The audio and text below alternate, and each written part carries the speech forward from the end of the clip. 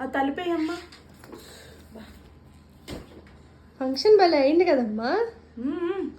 అయింది. అన్నీ బాగానే చేశారు అత్తయ్య. కొంచెం ఆ భోజనాలు కూడా మంచిగా పెట్టుంటే బాగుంది. నేను చెప్పాను అత్తయ్య ఆ లక్ష్మణ్ గారు వాళ్ళని పెట్టుకోమని, వాళ్ళు వినలేదు.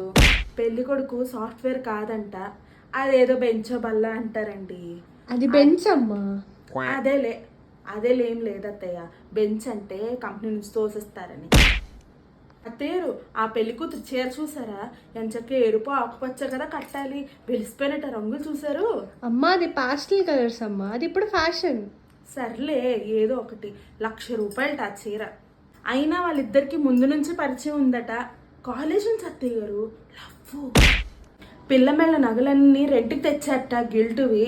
నేను ముందే అనుకున్నా ఏమిటా అంత మెరిసిపోతున్నాయి అని. అయినా కిళ్ళి లేకుండా పెళ్లి భోజనాలు ఏమిటండి? కిళ్ళి లేకుండా ఎవరికైనా కడుపు నిండుతుందా? ఆ ఐస్ క్రీమ్లు గులాబ్ జాములు దేనికవి? అయ్యో అమ్మా, అయితే నువ్వు ఐస్ క్రీమ్ తినలే? తిన్నాను. ఐస్ క్రీమ్ గులాబ్ జామ్ రెండు కలిపి తింటే ఇంకా సూపర్ ఉంది. గారు ఎవరైనా అమ్మా ఇదేంటో కవర్ చూడు. ఏమిస్తారే రిటర్న్ గిఫ్ట్లు డబ్బావు. అసలు రిసెప్షన్ లో పెళ్లి కొడుకు మనం పరిచయం చెయ్యాలా?